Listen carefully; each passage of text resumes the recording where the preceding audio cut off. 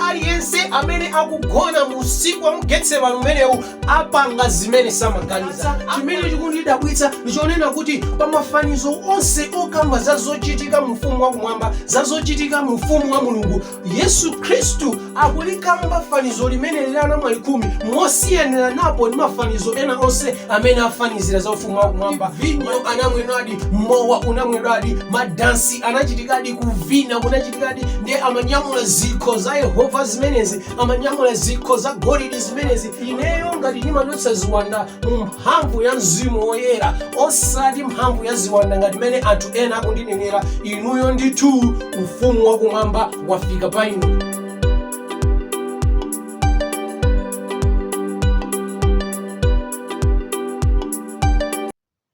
Moni mwambuye wathu Yesu Khristu, tikulandireninso kutumiki wathu wa tsiku la lero. Inde ndi tsiku lopambana limenenso Mulungu atipatsa kuti tikakhale pamodzi ndi kugawana mawu ake. Mawu athu mu tsiku la lero akuchokera m'buku la Mateyu chapter 26 verse 36 mpaka 45. Mateyu 26 verse 36 mpaka 45. Verse 36.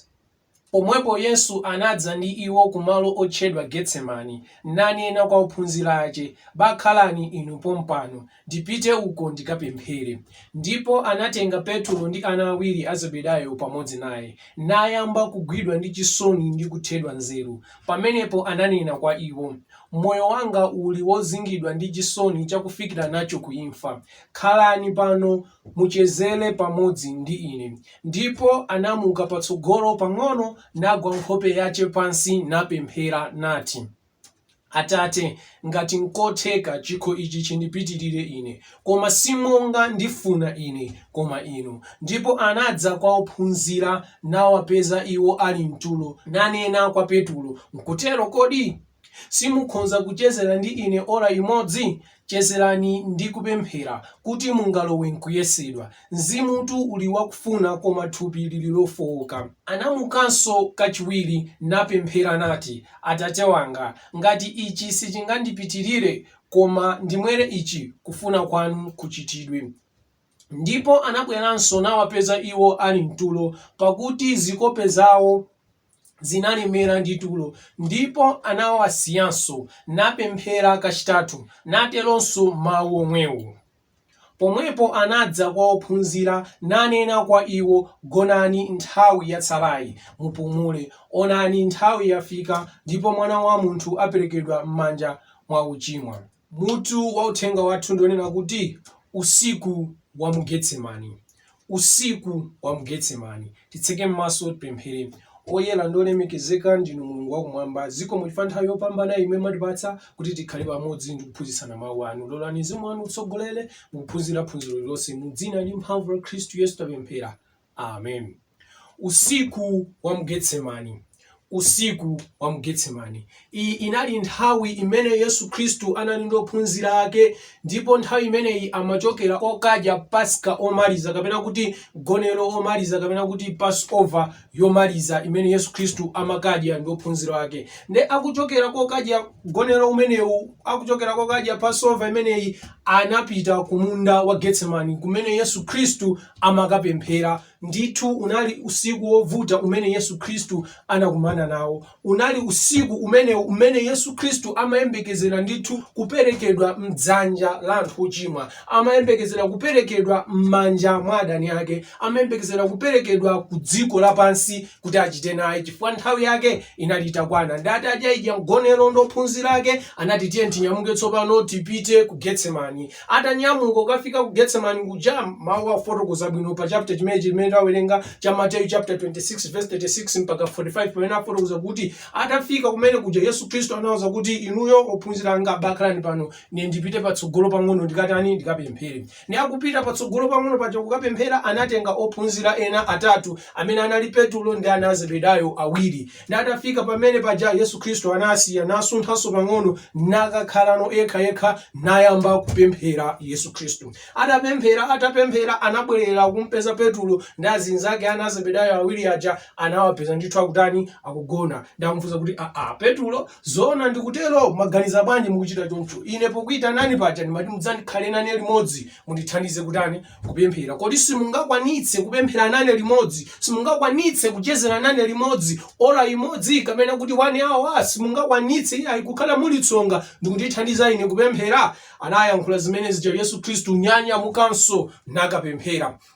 Atakapempheranso kachiwiri kaja atabwerera kwa ophunzira ake aja anapezanso akugona. Ulendo uwu anango ayang'ana nkwasiya kena kuwabwereranso Yesu Khristu katani kukapemphera. Atakapempherano akubwerano kachitatu anawuza tsopano kanthawi akaka mukhoza kugona, mukhoza nurani kupumula, chifukwa apapa palibenso zotina kuti unkuze kuti dzukani tipemphere, dzukani tichezere limodzi, chifukwa nthawi ino yatani yafika, nthawi yafika yoti ineyo nditani ndiperekedwe. Ndiye tufuna tikambirane za nthawi imene iyi ya usiku wa Mgetsemani, imene ndithu ikusonyeza makhalidwe awiri osiyana amene anali pakati pamenepa. Chifukwa Yesu Khristu musiku umenewu anali ndi makhalidwe ake ena ake apaderadera, komanso ophunzira ake anali ndi makhalidwe ake apaderadera. Ndiye tufuna tikambirane za musiku umenewu, musiku wa Mgetsemani, mmene Yesu Khristu anachezera ndi kupemphera, mmene Yesu Khristu mtima wake unali wachisoni, mmene Yesu Khristu anali olemedwa, ndipo Yesu Khristu anaganizana kuti apapa sindingachitire mwina, mmene zilili nyongozi, mmene ilili nthawi mu ineyo ndikuyenera kuchezera ndi kupemphera. Koma muchochitika ichi, pamene Yesu Khristu amachezera ndi kupemphera, pamene Yesu Khristu amachezera ndi kupemphera, ophunzira ake mawu akufotokoza bwino kuti iwowo anali akutani akugona. Mateyu 26 verse 37 afotokoza kuti nayamba kugwidwa ndi chisoni ndi kuthedwa nzeru. Yesu Khristu amayiona nyengo imeneyi ndikumaona kuti ndithuti ineyo mmene ndikuyionera nthawi, chifukwa Yesu Khristu anali ndi mphamvu ya Mzimu Woyera, amatsogozedwa ndi Mzimu Woyera, amadziwa zimene zikuchitika, amadziwa zimene zitachitike. Pakudziwa ichi Yesu Khristu anaona mavuto amene akubwera kutsogolo kwake, anaona chipsinjo chimene chikubwera patsogolo pake, ndipo patachiona chimene Yesu Khristu akuti anali odzazidwa ndi chisoni, anali othedwa nzeru kuti tsopano ine ndipange bwanji pakuiona nyengo yosautsa, pakuiona nyengo ya mavuto imene inali pachani patsogolo pake. Yesu Khristu anagwidwa ndi chisoni ndipo anathedwa nzeru.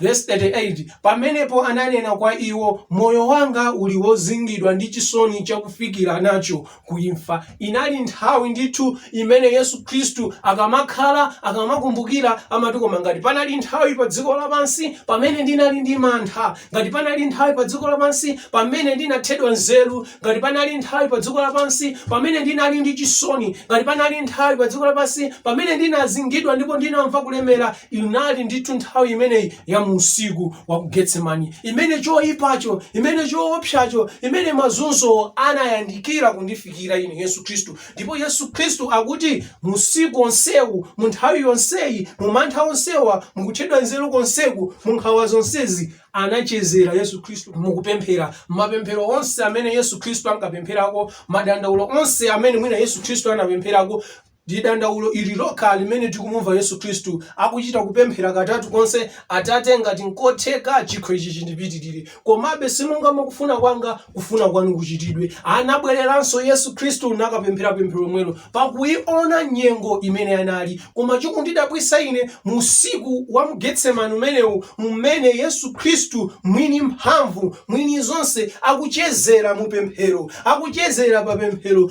Ophunzira amenewa achina Petulo, ana Zebedayo, akukanika ngakhale kukhala ola limodzi, akukanika ngakhale kukhala mu pemphero, akukanika. Komatu unali usiku wa Mgetsemani umenewu umene Yesu Khristu ankapemphera usiku wonse, ndipo ophunzira ake anali akugona usiku wonse. Chimene chimapangisa ophunzirawa kuti adzigona ndi chani? Chimene chimampangitsa Yesu Khristu kuti adzikhalabe ali m'maso ndi kumapemphera ndi chani? Tikutha kuona bwino kuti anthuwa maonedwe awo anthawi analosiyana, madziwidwe awo anthawi analosiyana, madziwidwe awo azochitika zimene zidachitike analosiyana. Inde Yesu Khristu anafotokozera ophunzira ake kuti ineyo ndiperekedwa, ineyo ndipachikidwa m'manja mwa adani, ndiperekedwa m'manja mwa adani, ndipo ndidzaphedwa ndipo tsiku lachitatu ndidzauka. Uthengawu ophunzira ake amaumva, amakumbutsa nthawi ndi nthawi. Komano kamvedwe ka uthengaka ndi kamvetsetsedwe ka uthengaka ndi mwenimweni mmene uthengawu unalili sizinali mmene ophunzira Yesu Khristu anazilandira. Zinaonekera mu usiku wa Getsemani umenewu. Amamva Yesu Khristu aperekedwa, amamva Yesu Khristu aphedwa, amamva Yesu Khristu akumana ndi zoopsa. Uthengawu amaudziwa, uthengawu amamva, koma amagona bwanji Yesu Khristu asakugona? Anamva uthenga inde, koma sanali nawo uthengawu monga mmene anali nawo Yesu Khristu. Sanawumve uthengawu monga mmene anali nawo Yesu Khristu. Ifeso lero tili mu usiku wa Getsemani, ifeso lero tili mu nthawi ya Getsemani, imene ndithu uli usiku woopsa,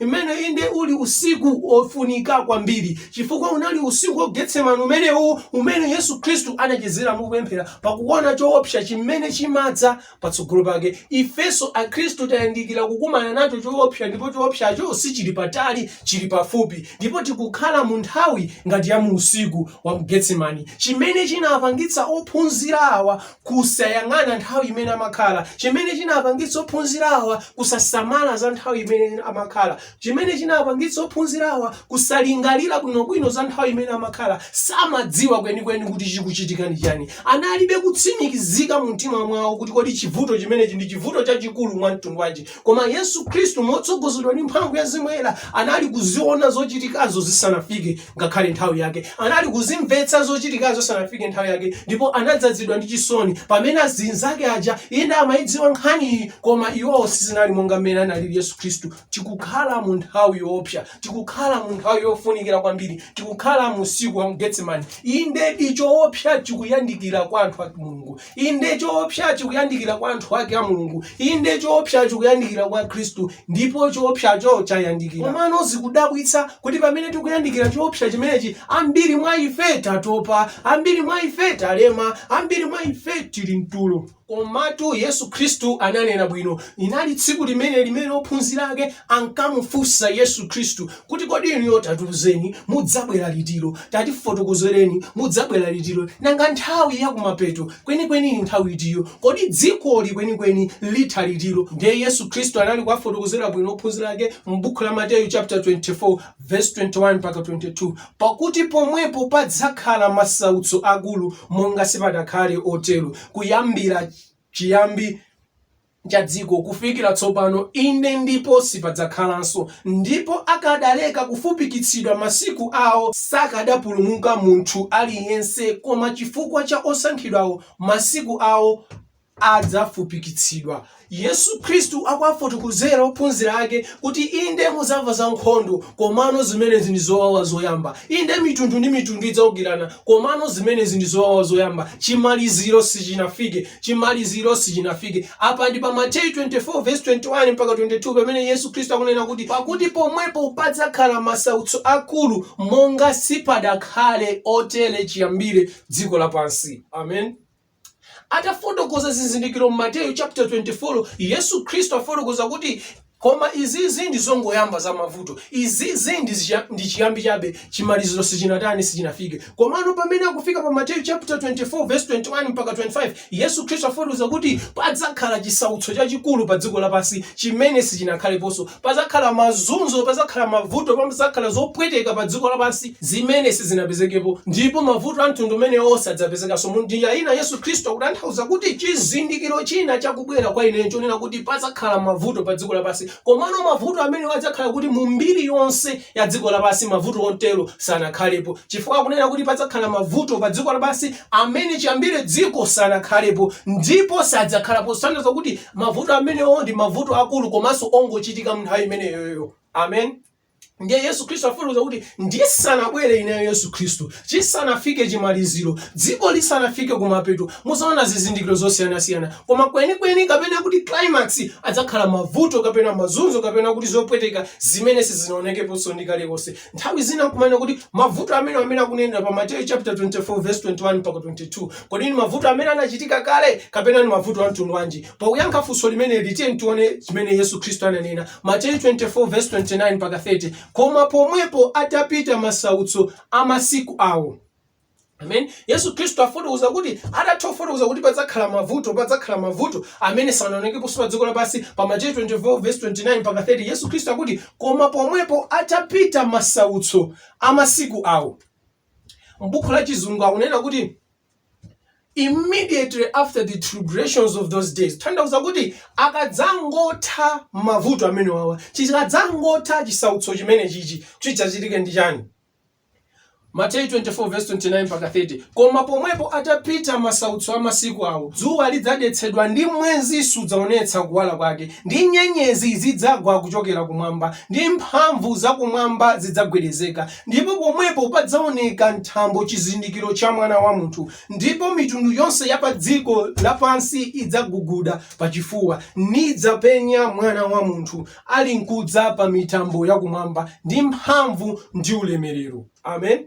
Afotokoza kuti akadzangotha mavuto amene wawa, chikadzangotha chisautso chimene chichi, nthawi yomweyo immediately kungotha mavuto, immediately padzaoneka chizindikiro chakubwera kwa Yesu Kristu. Tanthauza kuti Yesu Kristu asanabwere pakhala mavuto akulu pa dziko lapansi, Yesu Kristu asanabwere pakhala chisautso chachikulu pa dziko lapansi chimene sichinaonekeponso chilengedwere m'dziko lapansi, ndipo sichidzakhalaponso. Chomaliza ndi chimene chocho, choyamba ndi chomaliza ndi chimene chocho, chachikulu ndi chopambana ndi chimene chocho. Nde ifeyo akhristu a nthawi ino tikukhala m'masiku amenewo, tikukhala munyengo imeneyo, pamene nthawi imeneyo ya mazunzoyo, pamene nthawi imene ya chisautso chachikulu chimene Yesu Kristu akuchifotokoza yatsala pang'ono. Komano tsopano chimene chikudabwitsa kuti tikukhala mu nthawi imeneyi, tikukhala mu usiku wa Getsemani, komano sitikukhala ngati Ambuye wathu Yesu Kristu kuchezera mu pemphero, sitikukhala ngati Ambuye wathu Yesu Kristu kudziwa za nthawi ndi nyengo imene tikukhalamo, tikukhala ngati ophunzira ake Yesu Kristu, ongomva koma osasunthika, ongomva koma kumapezabe mpata omakhala ndi tulo ndi kumagona. Komano tikadziwe kuti tikukhala mu nthawi yoopsa, tikukhala mu nthawi yofunikira kwambiri imene tiyenera kuisamalitsa. Masautso akubwera posachedwa, mazunzo akubwera posachedwa. Kodi mazunzo amenewa ndi mtundu wanji? Yesu Kristu wafotokoza bwino kuti pazakhala chisautso pa dziko lapansi chimene sichinaonekepo chilengedwere dziko lapansi, ndipo akufotokoza bwino nena kuti ndipo akanapanda kuchepeketsedwa masiku amenewo sipakanapezeka munthu opulumuka ngakhale chani mmodzi, koma chifukwa chawo osankhidwawo masiku wazanani adzachepetsedwa. Kutanthauza kuti chani? Cholinga cha mavuto amenewa, cholinga cha chisautso chimenechi ndi chopsinja anthu a Mulungu, ndi chozunza anthu a Mulungu kuti amusiye Mulungu nalondere njira ina, kuti amusiye Mulungu nalowa munjira zina. Chifukwa akufotokoza bwino nena bwino kuti pakanakhala kuti masiku amenewa sanachepetsedwe, pakanakhala kuti mavuto amenewa akungopitirirabe, sipakanapezeka munthu wopulumuka ngakhale mmodzi. Tanthauza kuti ndithu mavutowa akubwera kwa Khristu, mavutowa akubwera ku chipulumutso cha munthu, mavutowa akubwera ku chiwombolo cha munthu kuti munthu asatani asapulumuke. Nde ifeyo ndithu akhristu tayandikiradi nthawi imeneyoyo. Ifeyo ndithu akhristu tikukhala masiku otsiriza amene Yesu Kristu ananena bwino kuti ndithu ineyo sindidzadza kufika na mawu onse amene analembedwa m'Baibulo atakwanitsidwa. Ndipo ena mwa mawu amenewo ndi amene ali pa Mateyu chapter 24 verse 21 mpaka 22, kuti padzakhala chisautso pa dziko lapansi chimene sichinaonekepo, ndipo ifeyo ndi amene titakumana nacho chisautso chimenecho. Kodi mwachikonzekera motani chisautso chimenechi? Mukutani inuyo mu usiku wa Getsemani umenewu? Kodi mukugona tulo kapena mukuchezera mu pemphero? Kodi chisautso chimenechi chidzakhala cha mtundu wanji? Kodi chisautso chimenechi chidzakhala chotani? Chivumbulutso 13 verse 14 mpaka 17, ndipo chisocheretsa iwo akukhala pa dziko ndi zizindikiro zimene anachipatsa mphamvu yakuchita pamaso pa chilombo, ndi kunena kwa iwo akukhala pa dziko kuti tipange fano la chilombo chimene chinali nalo bala la lupanga nichikhalanso ndi moyo, ndipo anachipatsa mphamvu yakupatsa fano la chilombo mpweya, kutinso fano la chilombo lilankhule nilichite kuti onse osalambira fano la chilombo aphedwe, ndipo chichita kuti onse ang'ono ndi akulu, achuma ndi osauka, ndi mfulu ndi akapolo alandire chilembo pa dzanja lawo ndi pa mphumi pawo. Ndi kuti munthu sangakhonze kugula kapena kugulitsa, koma iye yekha wakukhala nacho chilembo, ndilo dzina la chilombo kapena chiwerengero cha dzina lake. Mawu a Mulungu akufotokoza bwino kuti ikufika nthawi, chifukwa cha kuchuluka kwa chinyengo pa dziko lapansi, chifukwa cha kuchuluka kwa mphamvu ya Satana njerekezi yobwera ngati ya mu Mulungu pa dziko lapansi, mphamvu ya Satana njerekezi yodzera mu chipembedzo, mphamvu ya Satana njerekezi yodzera ku zauzimu, mphamvu ya Satana njerekezi yodzera ku zopemphera, mphamvu ya Satana njerekezi yodzera ku zauzimu idzaphatikizana ndi mphamvu ya dziko lapansi, ndipo idzagwirizana mgwirizano onena kuti kuyambira lero tidziyendera mayendedwe awa, kuyambira lero tidzikhala makhalidwe awa, kuyambira lero tidzichita machitidwe awa, kuti dziko liliyende bwino, kuti zinthuzi zikhale bwino. Phunziro lathu mtsiku la lero si nkhani ya pa Chivumbulutso chapter 13, tikungofuna tigawane za mu usiku wa Getsemani, kuti ndi wofunika bwanji usiku wa Getsemani. Ndi apa pamene tikupeza kuti chizunzo chimene chitaonekera Khristu am'masiku otsiriza amene tili inu ndi ine ndi chimene chili pa Chivumbulutso, ndipo chizunzo chimene chichi chatsaladi pang'ono. Nthawi ifika imene dziko lapansi lisankhe kuyenda njira yake, imene dziko lapansi lisankhe kukhala makhalidwe yake, limene dziko lapansi lisankhe kuchita machitidwe ake osemphana ndi Mulungu wakumwamba. Ndipo machitidwe amenewa akakhazikitsika, pakhala ndithu chizindikiro choti munthu uzitha kudziwa kuti uyuyu ali machitidwe athuwa, munthu uzitha kuzindikirika kuti munthu uyuyu ali machitidwe athuwa, munthu azitha kudziwa ndithu kuti nzangayu, bwenziyu, uyu ali machitidwe akuti, uyuyu machitidwe a dziko lapansi amene tagwirizana sali mmene mumu akukana. Ndipo akuti wina aliyense amene adzakane mgwirizano, wina aliyense amene adzakane chochichikacho, padzakhala ndithu mphamvu ndi zoyenereza zonse kuti munthu amene ayathe kuphedwa. Ndipo akuti padzakhala ndithu chikakamizo chonena kuti sungathe kugula kapena kugulitsa ngati sukhala nawo mgwirizano umenewu, sungathe kugula kapena kugulitsa ngati suvomerezana nawo machitidwe amenewa. Ndipo ichi chimene chizakhale chisautso chimene sichinaonekepo pa dziko lapansi. Timayimva nkhani, timayilandira nkhani, monganso mmene analandirira ophunzira ake Yesu Khristu kuti ndidzaphedwa ineyo, ndidzaperekedwa ineyo, koma tsiku lachitatu ndidzauka. Amazidziwa zonsezi, ndipo mmene ankapita kumeneku analakwa kumbutsabe Yesu Khristu. Mmene amapita ku munda wa Getsemani amakumbutsabe Yesu Khristu kuti ndithu ineyo ndiperekedwa m'manja mwa adani. Nkhani amayimva, amayidziwa, koma kumagona musiku opsa ngati umenewu, ndikumagona ndithu kumaliza mkonono musiku ofunikira ngati umenewu. Ifenso nkhani timayimva, koma lero tafuna tikumbutsane kuti nthawi imeneyi yayandikira, nthawi imeneyi ili pafupi, ndipo masautso amenewa ali pafupi. Zimaoneka zophweka lero poti nthawi isinafike, zimaoneka zophweka lero poti nthawi isitimayimvetsetsa, zimaoneka zophweka lero pakuti nthawi imeneyi timangoimva monga nkhani chabe, timangoimva monga nthano chabe. Mmeneso anamvera ophunzira ake Yesu Khristu kuti Yesu Khristu adzaperekedwa. Ochabwino nkhani yotayimva Mateyu 24:43 akufotokoza kuti ndipo anabweranso Yesu Khristu nawapeza iwo ali mtulo, pakuti zikope zawo zinalemera ndi tulo. Amen. Chifukwa chimene ophunzira ake Yesu Khristu ngakhale amamva, ngakhale adamva kuti Yesu Khristu akaperekedwa, Yesu Khristu akaperekedwa m'manja mwa anthu ochimwa, nyengo yovuta ndi nyengo yosautsa, akuti zikope zawo zinalemedwa ndi tulo. Anali ndi tulo m'maso mwawo, anali atatopa maulendo onse amene ankayenda tsiku limenelo, zochitika zonse zimene zinkachitika tsiku limenelo, pakufika madzulo, pakufika usiku, zinali zovuta kuti achezere usiku wonse. Anamvetserera thupi lawo kuti tili ndi tulo. Komatu ndikukhulupirira kuti pakati pa onsewa ngati panali munthu amene anagwira ntchito kwambiri, anali Yesu Khristu. Ngati panakakhala munthu amene ankenera kuti adzigona chifukwa chotopa, anali Yesu Khristu. Chifukwa ndikukumbukira bwino ali kugonero kumeneku, analitu Yesu Khristu amene anagwira ntchito yowasambitsa iwo mapazi, analitu Yesu Khristu amene ankawaphunzitsa, analitu Yesu Khristu amene ankalalika. Ngati panakakhala munthu otopa, anenera kukhala Yesu Khristu. Koma Yesu Khristu sakutopa, Yesu Khristu akukhalabe chititi ndikumapemphera. Awa ophunzira anga Yesu Khristu akumvetserera kutopa kwa thupi, akumvetserera tulo timene ali nato. Ayi tikhoza kumagona, zikope zathu zatopa, tiye tikhoza kumatani, tikhoza kumagona. Inde ndizoonadi zikhoza kumachitika songa limene zikuchitikira masiku athu wathu ano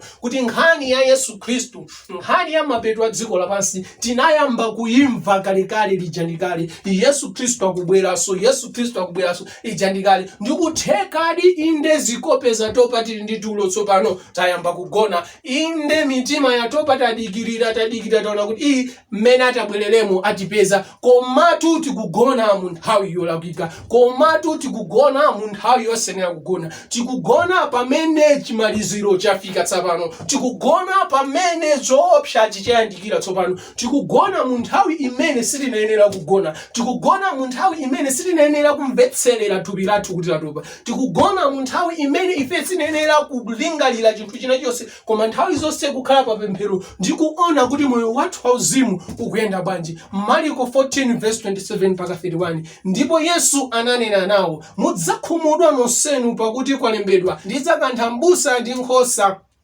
zidzamwazika, komatu nditadzuka ndidzatsogolera inu ku Galileya. Koma Petulo ananena naye, angakhale adzakhumudwa onse, komatu ine iyayi. Ndipo Yesu ananena naye, ndithu ndinena ndi iwe kuti lero usiku uno tambala asanalire kawiri udzandikana ine katatu. Koma iye analimbitsa mawu chilimbitsire kuti ngakhale ndidzafa nanu sindidzakana inu. Ndipo onsewo anatero.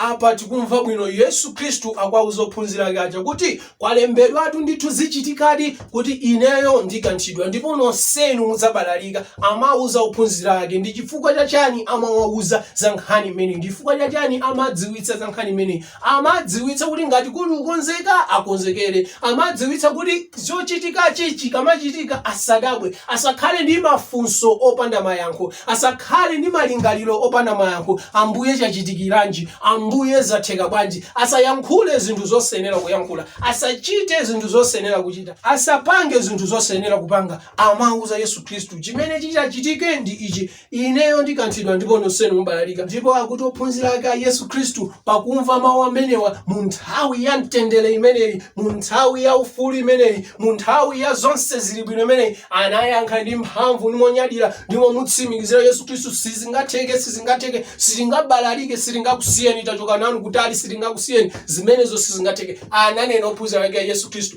Ndipo Petulo anachita kunena ndithu motuluka mgulu lonseli kuti inde onsewo akhoza kukhumudwa, onsewo akhoza kukanani, koma ine sindingakhumudwe, koma ine sindingakukaneni. Ndipo Yesu Khristu wodziwa za msogoloyo, ndipo Yesu Khristu mwa mphamvu ya Mzimu Woyera anamuona Petulo amene anayendera njira yake ndi anamuwuza kuti, Petulo ndikuuze chilungamo chimene chitachitike. Izizi inde ukuyankhula, koma zimene utachite nthawiyo ikafika ndi zosemphana ndi zimenezi. Zimene zidachitike ndi iwe nthawiyo ikafika ndi zosemphana ndi zimenezi. Zimene utapange nthawiyo ikafika ndi zosemphana ndi zimene ukunenazi. Zimene utayankhule nthawiyo ikafika ndi zosemphana ndi zimene ukunenazi. Ndipo ndikuuze Petulo, ngakhale ukunena mwa mphamvu ndi molimbika kuti sungandisiye, ngakhale kufa ukhoza kufanane, koma ndikuuze lero lomwe lino tambala asanalire kawiri usiku omwe uno iweyo ukhala utandikana katatu. Mumumvetsere bwino Yesu Khristu mmene afotokozera. Akumuuza Petulo kuti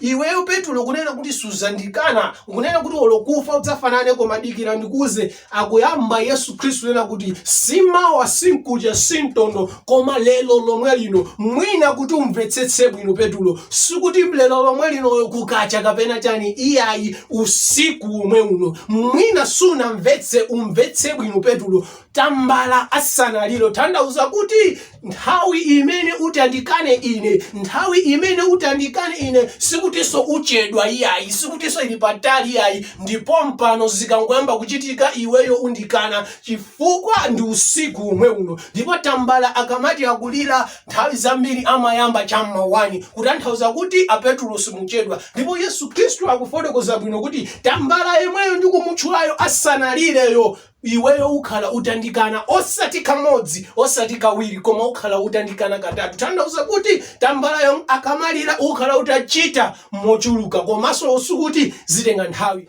abale anga tikumaka zambiri nyengo imene isanafike, koma nyengo imene ikafika ndi nyengo yowawitsa. Ndipo kwa wina aliyense amene akugona mu usiku wa Getsemani umenewu apanga zimene samaganiza, apanga zimene samalingalira, apanga zimene moyo wake sungufuna. Komatu Yesu Khristu anawuza ophunzira ake, ndithu chezerani kupemphera, ndithu chezerani kupemphera. Iwo nkumamvetserera thupi lawo ndikumagona mu usiku wofunika umenewu, mu usiku wopambana umenewu. M'bale mlongo, tikukhala mu nthawi ya usiku wa Getsemani, mmene choyipacho chayandikira, mmene mazunzo ayandikira, mmene chovutacho chayandikira. Ndipo mmene utayimire mu mazunzo amenewa, mmene utayimire mu mavuto amenewa, zitengera kuti mu usiku wa Getsemani umachita chani. Ngati umagona mavuto mmene musutha kuima, ngati umaodzera mavuto mmene musutha kuima, ngati umagona ndikumaliza mkonono mavuto mmene musutha kuima. Inde tikuyankhula mmene tikuyankhulira mtidzayima tidzatani, koma nyengoyo sinafike monga mmene sanafikire kwa Petro.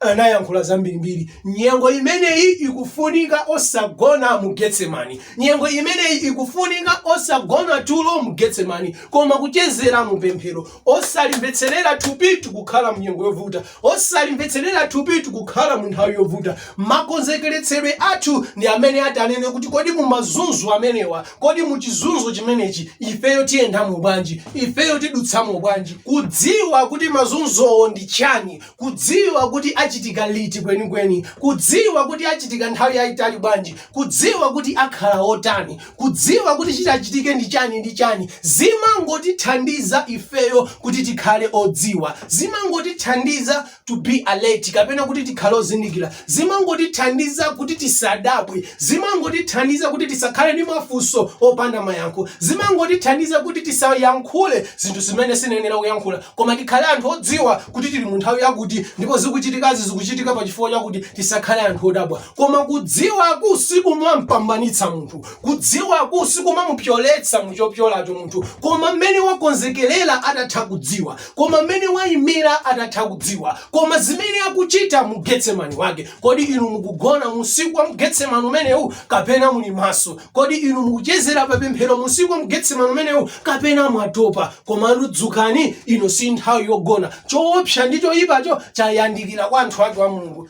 Mateyu 24:43 akunena kuti, koma dziwani ichi, kuti mwini nyumba akanadziwa nthawi iti mbala ikudza, iye akadadikira ndipo sakadalola kuti nyumba yake ibowoledwe. Mawu a Mulungu ofotokoza bwino akunena kuti akanakhala kuti munthu umadziwa lero kubwera mbava, ukanakhala kuti munthu umazindikira lero kubwera akuba, sungagone tulo, ukhala okonzeka, ukhala tsonga usiku wonse. Kaya tulo tibwera utifafaniza, kaya ndikusukusula maso ukasukusula, kaya ndikupanga chani upanga. Koma ngati wadziwa kuti kukubwera mbava, ngati wadziwa kuti kukubwera akuba, ngati wadziwa kuti kukubwera chiwawa, iweyo olo tulo titakupeza, iweyo olo njala itakupeza, iweyo olo zitakhala kuti zavuta cha mtundu wanji, umakhala maso ndi kukhala osamalitsa chifukwa ukudziwa kuti chochitika china chikubwera, ndipo chochitikacho chikuyenera chisandipeze ine ndikugona. Kugona kuti mwina sitimadziwa, kugona kuti mwina sitimazindikira, koma tikathe kudziwa tsopano kuti Yesu Khristu atsala pang'ono kubwera, tikathe kuzindikira tsopano kuti Yesu Khristu atsala pang'ono kubwera. Koma mawu a Mulungu akuyenera akwaniritsidwe wonse Yesu Khristu asanabwere.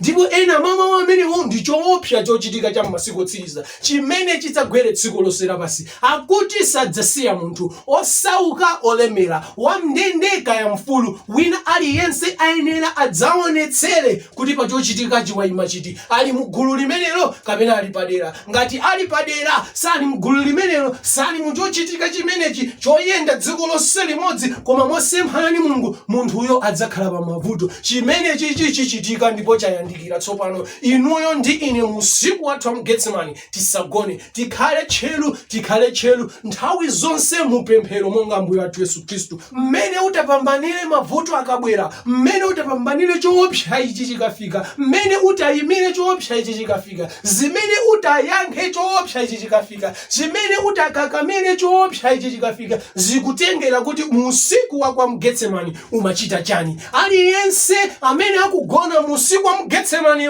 chochitika chikafika achita monga Petro, wakudziwa, wakumvaimva, wakuzindikira, koma achita mosemphana ndi zimene wakhala akufuna mumtima mwake. Sinkhani yongofuna kuti ndidzakana, sinkhani yongofuna kuti ndidzayima, sinkhani yongofuna kuti Ambuye ndidzakuferani, ndi nkhani yokonzeka. Musiku wa Getsemani inu ndine tisagone, musiku wa Getsemani inu ndine tisagone, musiku wa Getsemani inu ndine tisaudzere. Ndi nthawi yofunika imene tili, ndi nthawi ya mtengo wapatali imene tili. Tidzuke kutulo, tidzuke kukuwodzera kwathu, ndipo tiyime njimwa Yesu Khristu, ndipo tikatero tidzatha kuyima mu nthawi yoopsayi. Ndipo nthawi isili patali, nthawi yayandikira. Mulungu wakumwamba akudalitseni. Tiye titseke maso tipemphere. Oyera ndi olemekezeka ndinu Mulungu wamphamvu zonse, amene munalenga kumwamba ndi dziko lapansi, amene mumapanga njira popanda njira. Tamvatu lero mawu anu, mwatiphunzitsa mawu anu, mwatikumbutsa mawu anu, kuti ngakhale tingaone ngati mwachedwa, ngakhale tingaone ngati chimaliziro chachedwa, koma nthawi ikuyenda, programu imene munayika pa dziko lapansi ikuyenda, ndipo chochitika choopsa ichi chatsala pang'ono. Mulungu wakumwamba tithandizeni, tidzuke kutulo, musiku wa Getsemani umene tisagonenso, koma tikangalike mupemphero ndi kuyima njimwa, kuti chingafike choyipa chimenechi tithe kuyima njimwa inu. Mulungu wathu tithandizeni, tithangateni mudzina ndi mphamvu ya Yesu Khristu tapemphera, amen. Munali ndi ine Evangelist Lesa Mponda kuchokera ku ITC Ministries. Ngati mungafune maphunziro athu ena kapena maulaliki ena, mukhoza kupita pa masamba athu a intaneti pa www.itcministries.com. Mulungu wakumwamba akudalitseni.